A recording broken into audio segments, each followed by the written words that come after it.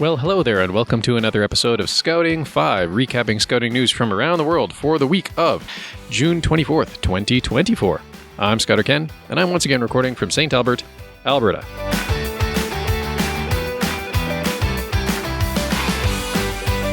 It's been a little while since I've had a chance to do one of these episodes, so there is a huge pile of news. But some of it I can kind of condense, because one of the first stories I wanted to run with, and then I spotted like 4 more stories, all along the same theme, is the issue of volunteers. And whether it's 700 youth in the York region out in Ontario, whether it's Barrie, Ontario, whether it is Kingston, Ontario, a lot of stories out of Ontario, but not entirely, also Burnaby, BC, or Prince George, there are always, it seems these days, more kids, wait lists of 40, or like I said, 700, or however many. It varies by region.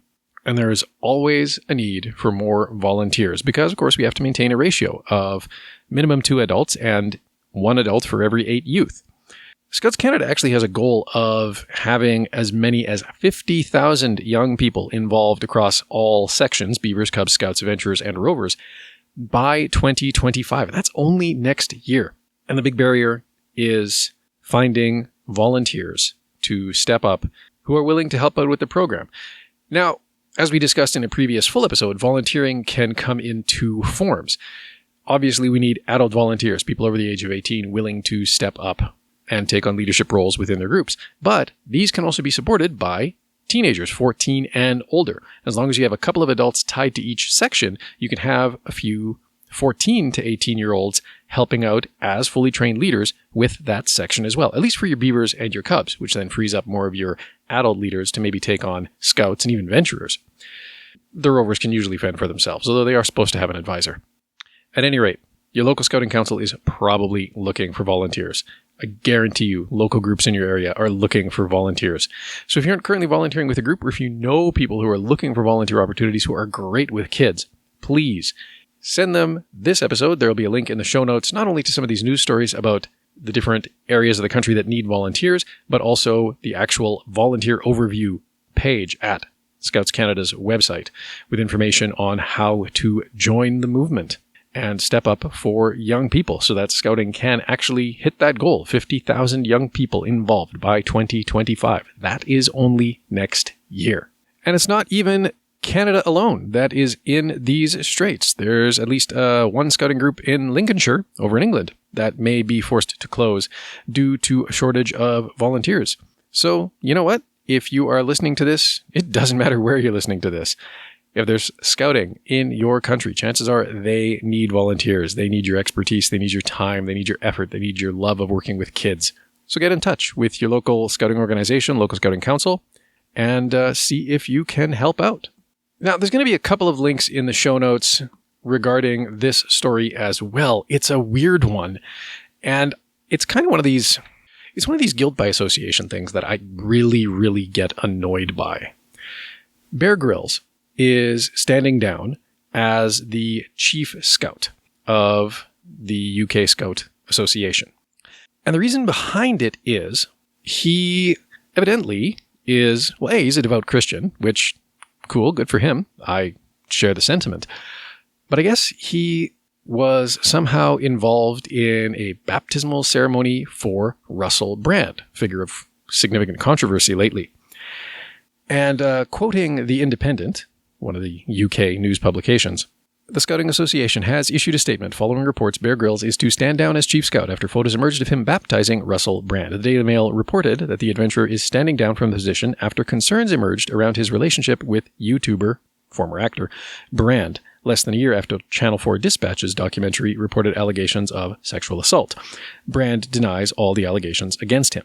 A spokesperson for the Scouting Association told The Independent, "We are extremely proud that Bear Grylls is our chief scout." Bear was the UK's youngest ever chief scout when he was appointed in 2009, aged 34. He remains the public face of Scouts in the UK. He inspired the movement through a period of unprecedented growth. He's helped thousands of young people to gain new skills, try new things, and to look to the future with optimism. More information will be available later in the year about Bear's next steps. Now, end quote.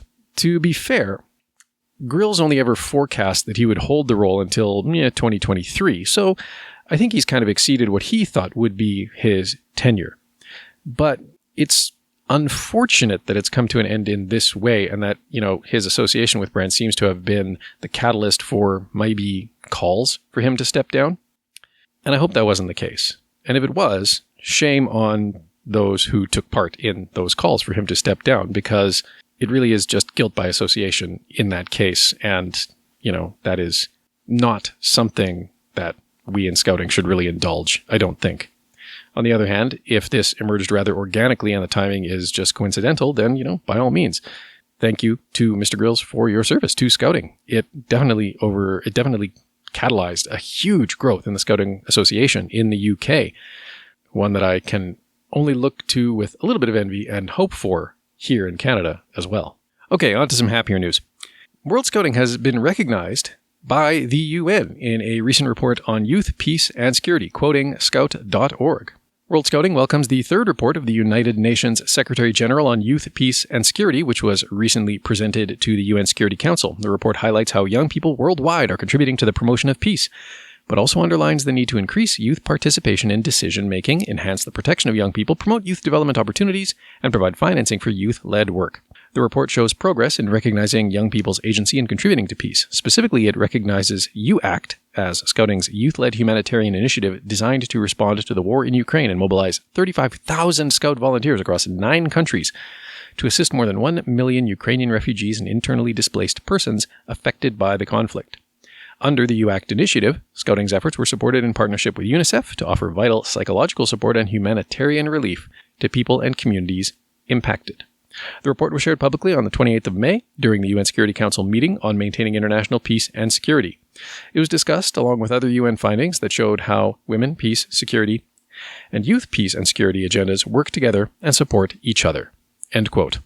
More great examples of scouts around the world pitching in and helping out in response to catastrophes, response to disasters, and human struggling, and all of those sorts of things. Something we don't have to deal with as much here in Canada, as I pointed out before.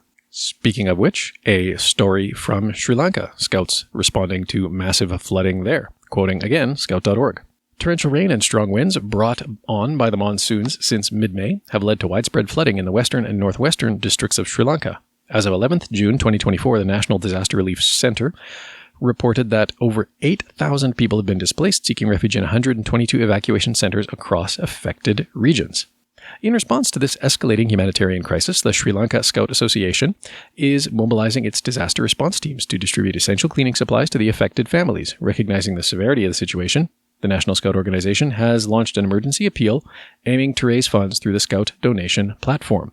The funds collected will be crucial for providing immediate humanitarian assistance, including the distribution of cleaning and antiseptic supplies to help prevent the outbreak of diseases among the displaced populations. Scouts of Sri Lanka's swift action underscores the commitment of the scouting community to support those in need during these challenging times. End quote. And I will make sure to include a link to the donation platform in the show notes. And finally, some cause for celebration as the World Organization of the Scouting Movement adds its 175th member nation. Quoting, yet again, scout.org. We are very proud to welcome the Association des Scouts et Guides de Mali as the 175th member of our growing family of the World Organization of the Scout Movement. On behalf of the World Scout Committee and Scouts worldwide, we congratulate them and wish them success, even as we continue to work with them to offer scouting to more young people and to educate them to be ready for life and to contribute to meaningful change in their communities. So that's cool. Country of Mali has now joined WOSM. Currently, the Association des Scouts et Guides du Mali has over 5,000 members across various age sections. The Louveteaux, Louvettes, who are the 6 to 12-year-olds, Éclaireurs, Éclaireuses for 13 to 16-year-olds, Routiers and Guides, 17-plus years, and Aînés, 20-plus years. Membership is spread across different regions of Mali, including its capital and various provinces. Well, welcome to WOSM, and apologies to anybody in the background who can hear Lord of the Rings playing, but my kids are home from school, having written their final exams, and are firing at movies with their friends. I'm going to take that as a sign that I should stop recording, so I will thank you out there for listening, and until next time, be prepared.